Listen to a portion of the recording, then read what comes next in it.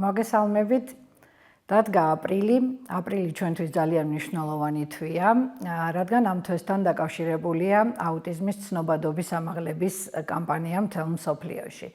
აუტიზმი არ არის იშვიათი დაავადება, მისი გავრცელება არის დაახლოებით 1 შემთხვევა 31 ადამიანში, შესაბამისად ეს მდგომარეობა ყველასთვის ნაცნობია და ფართოდ შემოვიდა ჩვენს ცხოვრებაში, არ არსებობს ფაქტიურად არც ერთი სკოლა, სამეზობლო თუ სამეგობრო წრე, სადაც არ შევხვდებით აუტიზმის მქონე ადამიანს.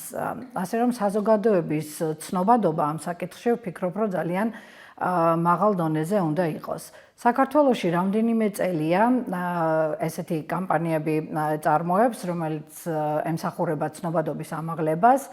კარავი უკვე მესამე წელია ჩართულია მსგავს კამპანიაში. ძირითადად ჩვენ საუბრობთ ხოლმე იმაზე, როგორ ხდება აუტიზმის დიაგნოსტირება, როგორ დავეხმაროთ აუტიზმის მქონე ადამიანებს, რა სერვისებია გასავითარებელი, რა არსებობს მსოფლიოში და საუბრობთ ასევე სამედიცინო მდგომარეობებზე, რომელიც არის აუტიზმთან პირდაპირ კავშირში და ხშირად აი ამ ყურადღების თემების ირგვლივ საუბრობ და ყურადღების მიღმა გვრჩება ერთი მნიშვნელოვანი საკითხი, როგორც არის მშობლების ფსიქიკური ჯანმრთელობა, იმ მშობლების, რომლებიც ზრუნავენ აუტიზმის სპექტრის მქონე ბავშვებზე. არადა ეს ძალიან მნიშვნელოვანი საკითხია, იმიტომ რომ მშობლების კეთილდღეობა და ფიზიკური და ფსიქიკური ჯანმრთელობა პირდაპირ კავშირშია კარგ შედეგებთან, რადგან ძლიერი მშობელი უფრო კარგ სერვისს აწოდის საკუთარ ბავშვს, უზრუნველყოფს უკეთესი სერვისით. დღეს ჩვენ ვისაუბრებთ სწორედ ფსიქიკურ ჯანმრთელობაზე, მშობლის ფსიქიკურ ჯანმრთელობაზე და სანამ იმაზე გავამახვილებთ ყურადღებას, რა გამოწვევებთან აქვს საქმე სპეციალური საჭიროებების მქონე ბავშვის მშობელს, გავიხსენოთ რა არის ზოგადად მშობლობა. მშობლობა ეს არის ყველაზე მნიშვნელოვანი და ყველაზე რთული როლი ალბათ ადამიანის ცხოვრებაში, რომელიც იწყება ბავშვის დაბადებით და პრაქტიკულად არ მთავრდება, გრძელდება მთელი ცხოვრება, მაშინაც კი, როდესაც ჩვენი შვილი უკვე სრულწლოვანი ხდება და დამოუკიდებელი.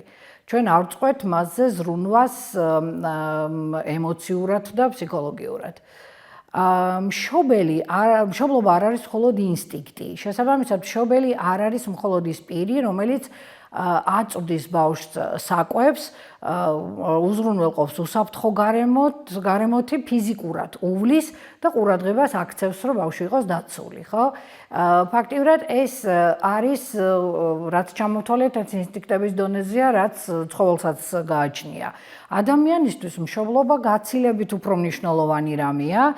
მშობლის და ბავშვის ურთიერთობა ფაქტიურად არის საფუძველი სამყაროს შეცნობისთვის ბავშვის მხრიდან.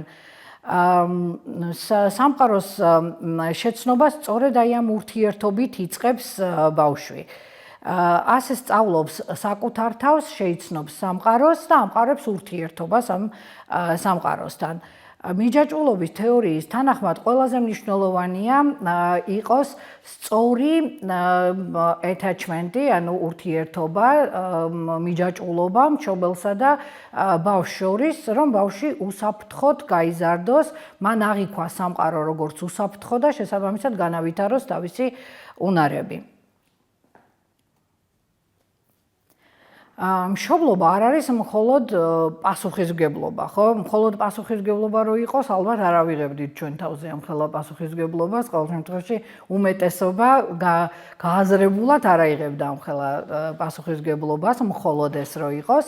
მშობლობასთან დაკავშირებულია ძალიან ბევრი კარგი რამე, დადებითი ემოციები, სიყვარული, სიხარული, სიამაყე, სიახლოვის განცდა საკუთარ შვილთან, მაგრამ მშობლობის პროცესი ამის გარდა, დადებითი ემოციების გარდა კიდე ბევრ უარყოფით ემოციასაც მოიცავს, რაც ასევე აბსოლუტურად გასაგები და ნორმალურია, ხო? ეს არის შფოთვა ბავშვის ამჟამინდელ მდგომარეობაზე, მის მომავალზე. ეს არის სხვადასხვა სახის ეჭვები, ვარ თუ არა საკმარისად კარგი, ვაკეთებ თუ არა კარგად ყველაფერს, ვაწოდი თუ არა ჩემს შვილს ყველაფერს იმას, რაც მას ჭირდება განვითარებისთვის. ასევე დაღლილობასთან არის ხშირად დაკავშირებული მშობლობა, განსაკუთრებით პირველ წლებში, როცა ბავშვს ძალიან ბევრი ყურადღება და უძილო ღამეები სჭირდება, ხო? და თავისთავად ეს არის პასუხისმგებლობის საკმაოდ დიდი ტვირთი, რომელიც კარგად აღიქმევა მშობლების მხრიდან მთელი აღზრდის პროცესში. ვინიკოტმა ჩამოაყალიბა ესეთი ცნება, ჩვენ ყველანი, რა თქმა უნდა, შფოთავთ იმასთან დაკავშირებით, რამდენად კარგი მშობელი ვართ და ჩამოაყალიბა ესეთი ცნება ფსიქოლოგიაში ძალიან კარგი კონცეფციაა ეს, იყო საკმარისად კარგი მშობელი. რას ნიშნავს ეს?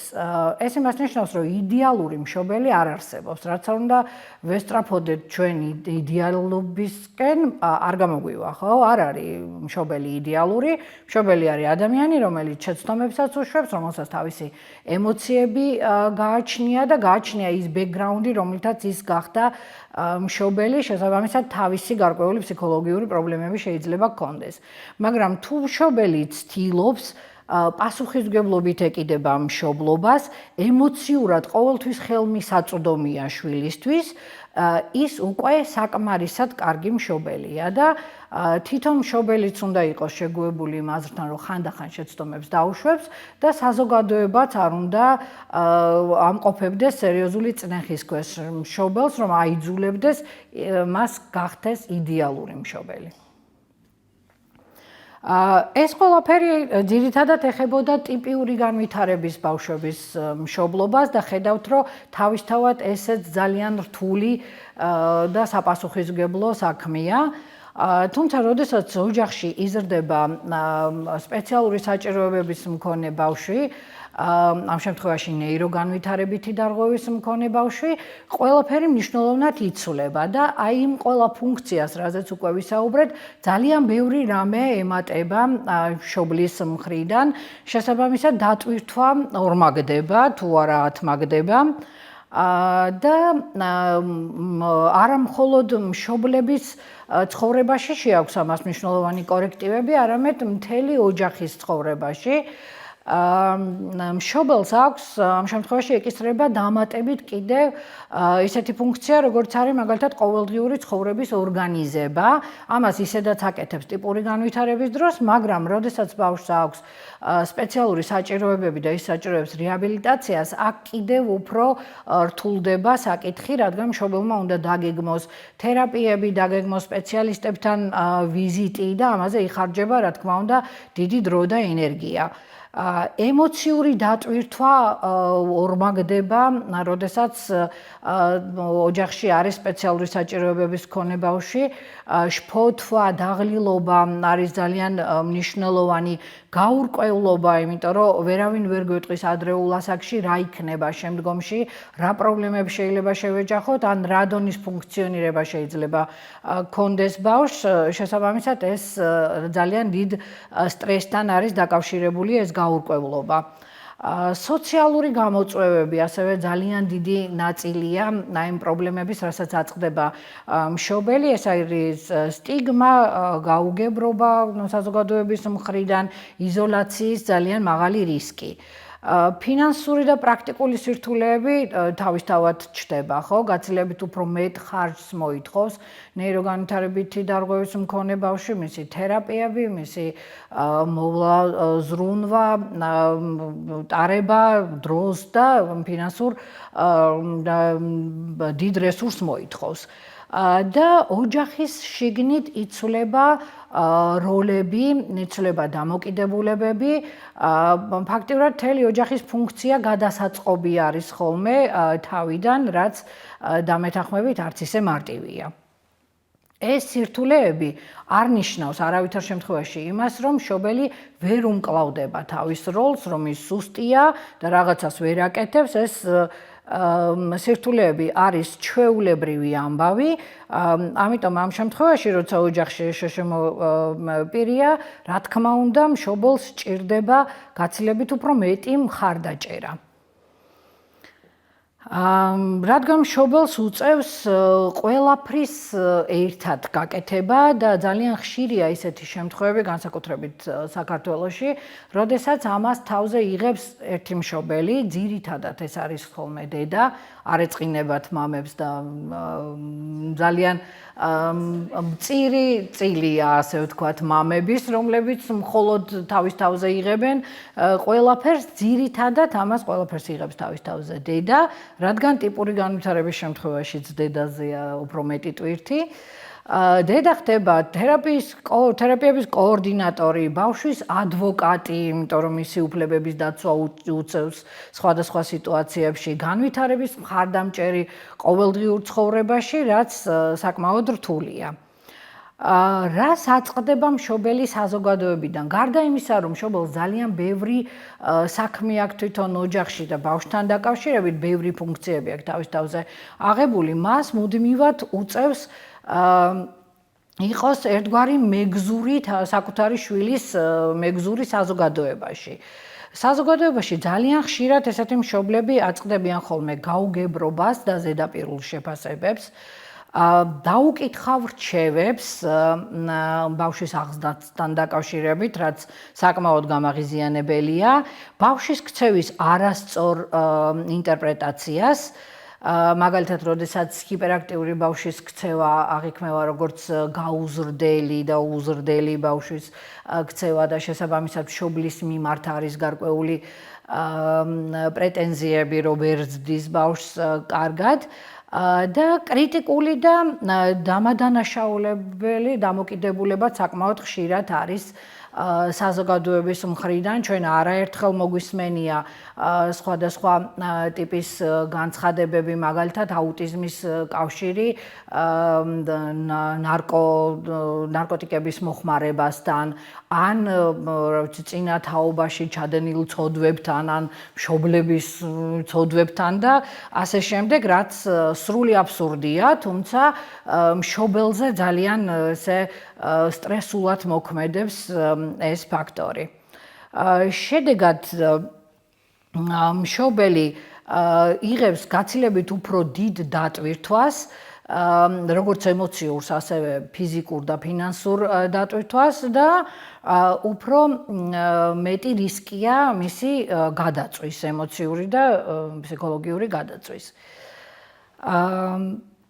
მშობელს უწევს სულ იყოს დაძაბული, განსაკუთრებით როცა საზოგადოებაშია, მას უწევს, რომ აუხსნას თავის ბავშვის მდგომარეობა მუდმივად ყველას, ბოდიშები მოიხადოს ბავშვის ქცევის გამო, აკონტროლოს, რომ ვინმე რამე არ უთხრას ან რამე არ დაუშაოს მის შვილს და აკონტროლოს რეაქციები ზოგადად გარშემომყოფების მხრიდან. ამიტომ არის ფაქტიურად მუდმივად დაძაბული და ვერ გამოდის ამ ზრუნველის როლიდან. მაშინაც კი, როცა თითქოს ახლობლურ გარემოშია და შეუძლია იყოს თავისუფლად, რელაქსირდეს და არ მიაქციოს იმდენი ყურადღება გარშემომყოფების რეაქციას, მაგრამ იქაც დაძაბულია უახლოეს წრეში და ხშირად აქვს ესეთი გამოთქმები მშობელს ხშირად უთქვამს ესეთი ჩივილის სახით, რომ მუდმივად ვფიქრობ ჩემ შვილზე, ვერ ვდუნდები, სულ მაქვს იმის შიში, რომ რაღაც გამომრჩება და რაღაცას კარგად ვერ გავაკეთებ და თავისთავად ეს ძალიან დიდ დაძაბულობასთან არის დაკავშირებული. პარალელურად მშობელი ასევე დიდ ყურადღებას აქცევს, რამდენად კარგად მიდის თერაპიული კურსი, მაგალითად, მუდმივ კონტაქტშია თერაპევტებთან და ექიმთან, უწევს მათი ერთმანეთთან დაკავშირება და კოორდინაცია და თვითონ პროცესს აკვირდება, რამდენად შედეგიანია. ამასაც რა თქმა უნდა მშობელი აკვირდება და როგორც ვთქვი, სოციალურ რეაქციას ძალიან ითვალისწინებს. რა შეიძლება იგრძნოს ამ შემთხვევაში მშობელმა, როცა მასზე არის ამდენი პასუხისმგებლობა? პირველ რიგში ეს არის ქრონიკული დაღლის სინდრომი და ამ შემთხვევაში არ იგულისხმება მხოლოდ ფიზიკური დაღლა, რადგან ფიზიკური დაღლა გარკვეული დასვენების შემდეგ გაივლის, ხო და ავიდგენთ იმ ფიზიკურ ძალებს, მაგრამ უფრო რთულია, როდესაც მშობელი არის ემოციურად დაღლილი და ამას აღნიშნავენ ხოლმე თვითონაც, რომ ემოციურად ვარ გადაღლილი და დასვენება არ მყოფნის, მაშინაც კი, როდესაც რამდენიმე დღე დავისვენებ, ენერგია თანდათან იკლებს და მშობელი როცა აკვირდება თავის თავს ამჩნევს, რომ 1 წლის წინ მაგალითად გაცილებით მეტი ენერგია ჰქონდა და გაცილებით მეტი რამის გაკეთება შეეძლო და ეხლა უფრო ადვილად იღლება ან იფიტება. შფოთვა ძალიან მნიშვნელოვან როლს თამაშობს და შფოთვა ასევე შეიძლება გაძლიერდეს აი ამ გაზრდილი პასუხისმგებლობის პირობებში. მშობელი შფოთავს იმასთან დაკავშირებით, რა მოხდება, როდესაც ესე შვილი გაიზრდება, შეძლებს თუ არა ის დამოუკიდებელ ცხოვრებას, ვინ იზრუნებს მასზე მომავალში და თავისთავად ეს აზრები მას მუდმივად არ ასვენებს, რის გამოც შფოთვის დონე ძალიან გაზრდილია. პარალელურად ემოციებზე თუ ვისაუბრებთ, ასევე მშობლებს უწევთ საკუთარ ემოციებთან გამკლავება, ხო? მშობელი არ არის რობოტი, მას აქვს ემოციები. მათ შორის არა მხოლოდ დადებითი ემოციები, სიყვარული და სიხარული, არამედ უარყოფითი ემოციებიც, როგორც ყველა ადამიანს აქვს. მათ შორის ეს უარყოფითი ემოციები შეიძლება თავად ბავშვზეც იყოს მიმართული, შეიძლება იყოს ბრაზი, იმედგაცრუება, შეიძლება იყოს სასოწარკვეტა, თვითკრიტიკა, რომ მე რაღაცას კარგად ვერ ვაკეთებ. აბსოლუტურად ნორმალურია კონდეს ეპიზოდურად ასეთი ემოციები, თუნდაც ბავშვის მიმართული და როდესაც მშობლები მხარდამჭერ ჯგუფებში ერთად იკრიბებიან ხოლმე და ერთმანეთს გამოცდილებას უზიარებენ, ზოგს უთქვამს, რომ პირველად გავიაზრე რაღაცეები და მივხვდი, რომ ის, რასაც მე ვგრძნობ, არ არის რაღაცა სასწაული, ამას გრძნობს ყველა და ამასთან შეხება ყველას ქონია და გაზიარება როცა ხდება გამოცდილების, ეს ძალიან ეხმარება ახალბედა მშობელს განსაკუთრებით, ის ხდება, რომ ვიღაცამ უკვე გაიარა ეს გზა და რაღაცა სტრესი დაძლია, რაღაცა პრობლემები გადალახა და შესაბამისად მას შეუძლია მისცეს კონკრეტული რჩევები. თუმცა ამავე დროს თუ კი ვერ იპოვა ესეთი გარემო მშობელმა, გაცილებით დიდი რისკია სოციალური იზოლაციის, რადგან იმის გამო რომ მშობელი დაღლილია და აღარ უნდა ყოველწუთას საზოგადოების კონტროლი და საკუთარი შვილის კონტროლი საზოგადოებაში, ხშირად ისე ხდება ხოლმე, რომ უფრო იშვიათად გადის სადმე ან მარტო ან თავის შვილთან ერთად საკუთარი ინტერესებისთვის გაცილებით ნაკლები დროც რჩება და აღარც უთმობს, ხალისიც აღარ აქვს ამისი. ნაკლებად მონაწილეობს ზოგადად სოციალურ აქტივობებში და მთავარი მიზეზი აქ არის შიში, საზოგადოების რეაქციის შიში ბავშვის ქცევაზე, იმაზე თუ რამდენად ვთქვათ სიმპტომებს ავლენს ბავშვი ან როგორ ურთიერთობს მშობელი შვილთან, ამას ყველაფერს მოყვება ხოლმე, ხშირად მოყვება საზოგადოების მხრიდან არასასურველი, არასწორი რეაქციები, მათ შორის ჩვენს საზოგადოებაშიც სამწუხაროდ. და მშობელს მიუხედავად იმისა, ადანაშაულებენ თუ არა გარედან თქვათ საზოგადოებიდან მშობელს, მას მაინც აქვს გარკვეული დანაშაულის განცდა და ძალიან ხშირად უთქვამთ ხოლმე მშობლებს თქვათ კონსულტაციაზე, რომ ჩემი ბრალია, მე დავაშავე, საკმარისად ყურადღება არ მივაქციე, ან ეკრანთან ძალიან დიდ დროს ატარებდა და აი იმიტომ არის ახლა ესეთი მდგომარეობა, რაღაცა გამომრჩა, რაღაცა ისე ვერ გავაკეთე, როგორც საჭირო იყო. უმეტესად, აი ალბათ აბსოლუტურ უმრავლესობაში ეს შემთხვევები არის ხოლმე ემოციური დატვირთვა და არა რეალურად მშობლის დანაშაული, თუმცა ამის გააზრება საკმაოდ რთულია ხოლმე თვითონ მშობლის მხრიდან. ძალიან მნიშვნელოვანია, რომ მშობელმა იცოდეს, მას შეუძლია ითხოვოს დახმარება. რომ დახმარების თხოვნა არ არის სისუსტის ნიშანი და ჩვენ ყველას ხანდახან გვჭირდება დახმარება და მხარში დგომა. ძლიერი მშობელი არის ის, ვინც იცის, რომ მას დახმარება ჭირდება და შესაბამისად ეძებს ამ დახმარებას. კიდევ უფრო ძლიერია მშობელი ის, რომელმაც იცის სად ეძებოს დახმარება სწორად და შესაბამისად იპოვის კიდეც ხო ამ დახმარებას. თუ თქვენ გძნობთ დაღლილობას, შფოთვას, დაბნეულობას, მარტოობას, ეს იმას არ ნიშნავს, რომ თქვენ სუსტები ხართ, ეს ნიშნავს იმას, რომ ძალიან დიდი პასუხისმგებლობა აიღეთ საკუთარ თავზე, იმაზე უფრო დიდი, ვიდრე ადამიანს შეუძლია გაუმკლავდეს. და ამიტომ აუცილებლად ამ დროს უნდა ვეძებოთ მხარდაჭერა და დახმარება. როგორ და ვისთან უნდა ეძებონ მხარდაჭერა მშობლებმა? როგორც თქვით, იზოლაცია და გაზრდილი პასუხისმგებლობა ძალიან დიდ რისკებთან არის დაკავშირებული და განსაკუთრებით დიდი რისკია დეპრესიის და ემოციური გადაღლის რისკი ამ შემთხვევაში.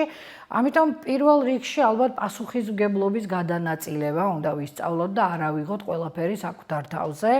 ვთხოვოთ დახმარება პარტნიორს აუცილებლად, იმიტომ რომ ვფიქრობ, მშობლები ერთნაირად უნდა იყვნენ ბავშვის აღზრდაში ჩართულები. შეიძლება ვითხოვოთ ბებია-ბაბუების დახმარება, მეგობრების დახმარება, უფროსი და-ძმის დახმარება, რა თქმა უნდა, ასაკობრივი შესაძლებლობების ფარგლებში.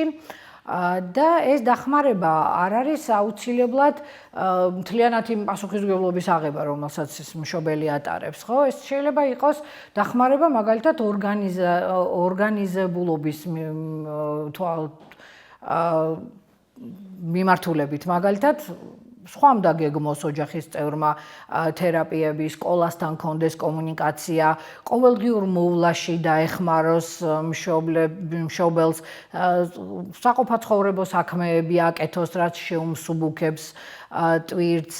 აუცილებლად უნდა იზრუნოს მშობელმა საკუთარ რესურსზე, იმიტომ რომ რესურსი არ არის მუდმივი, ყველა რესურსი ილევა რაღაც ეტაპზე და თუ კი რესურსი გამოგველია, შვილის დამხმარეთ ვერ ვიქნებით ვერანაირად, ხო? ამიტომ საკუთარ რესურსზე ზრუნვა პირველ რიგში შვილზე ზრუნვა არის.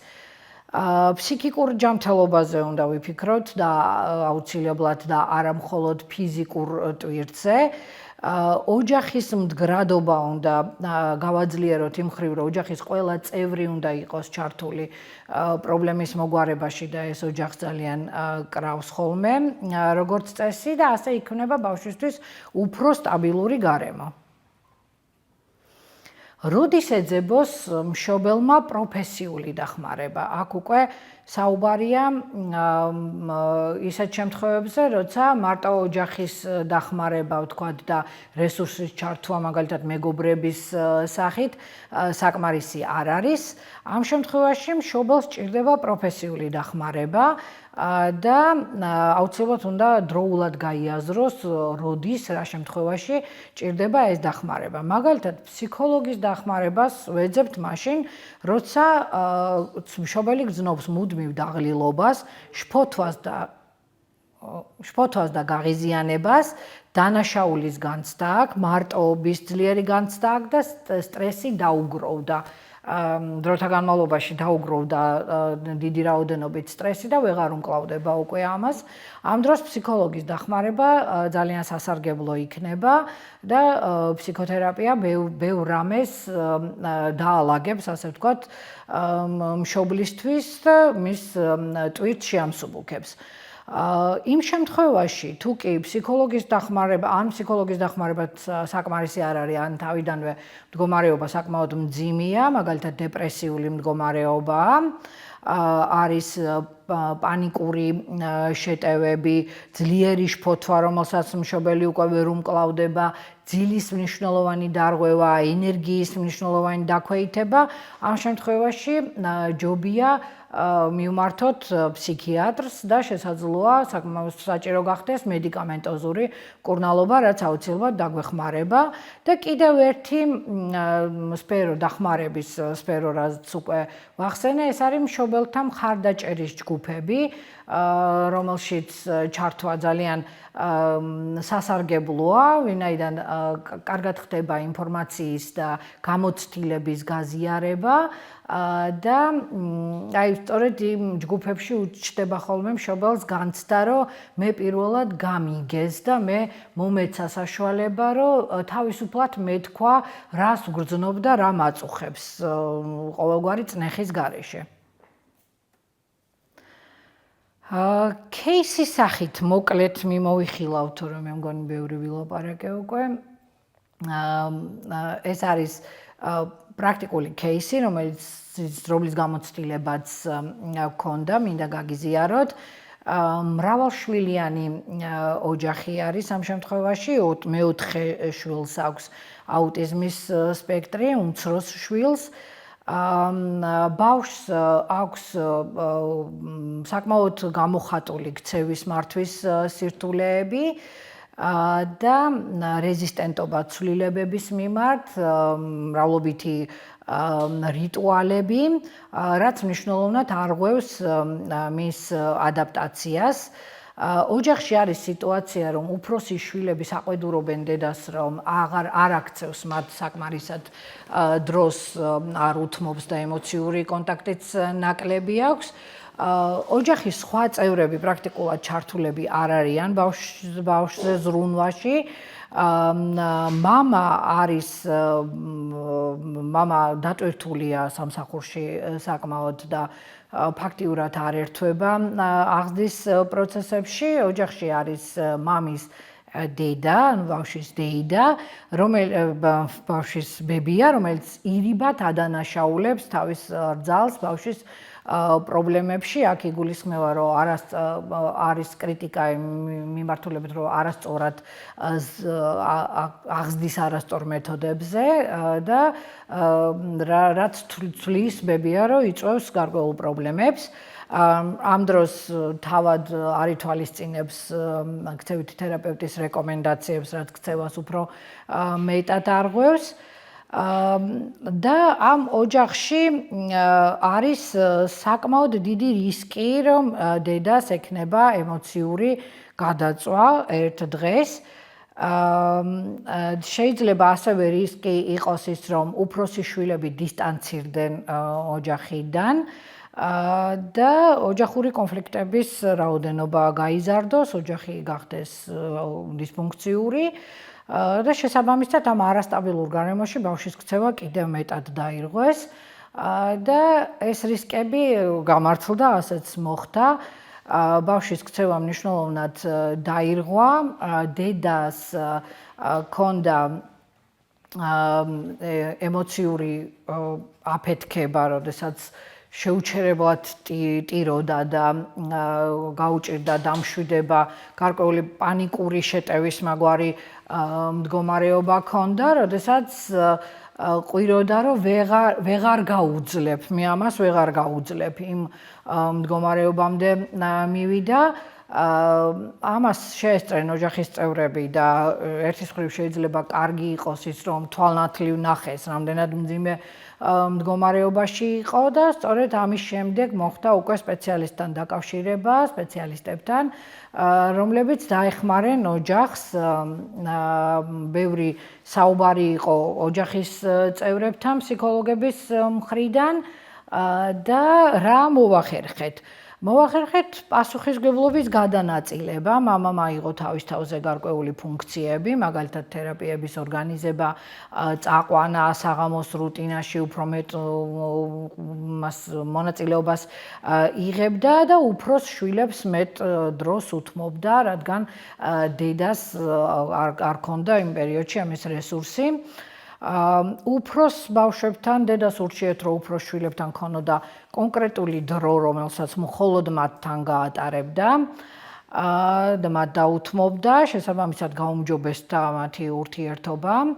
ოჯახს მიეწოდა ინფორმაცია აუტისტურ სპექტრთან დაკავშირებით დეტალურად, მანამდეც ჰქონდათ რა თქმა უნდა ინფორმაცია, მაგრამ ამ შემთხვევაში თერაპევტმა უფრო ინტენსიურად აუხსნა ქცევის მართვის სირთულეები და მათთან გამკლავება და მისცა შესაბამისი რეკომენდაციები.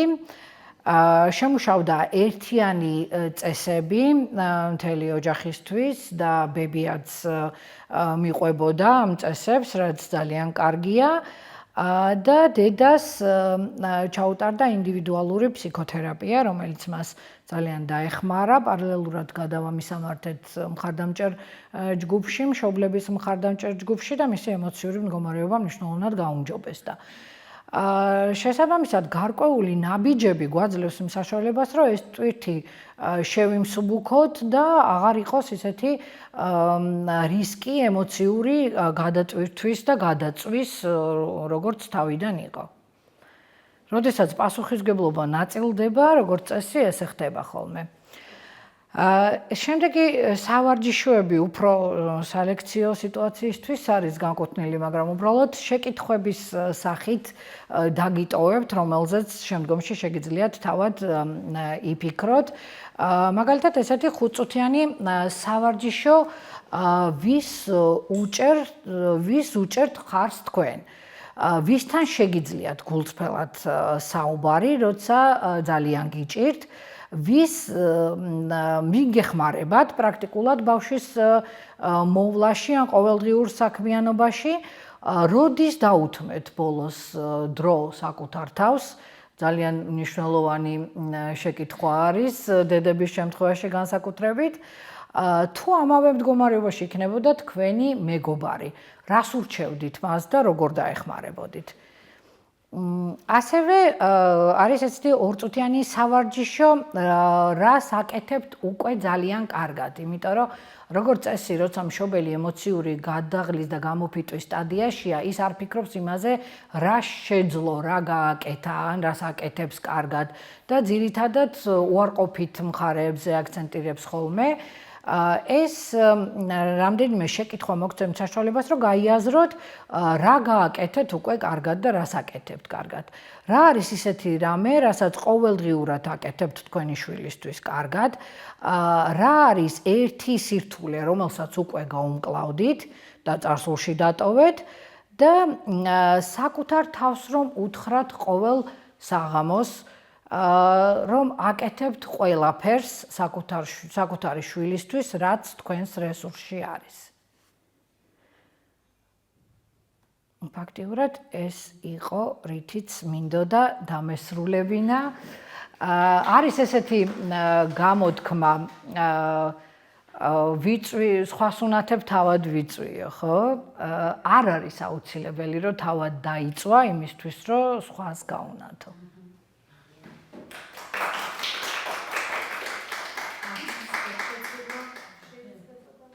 არ შეიძლება სხვა შეეწერა, კი ბატონო.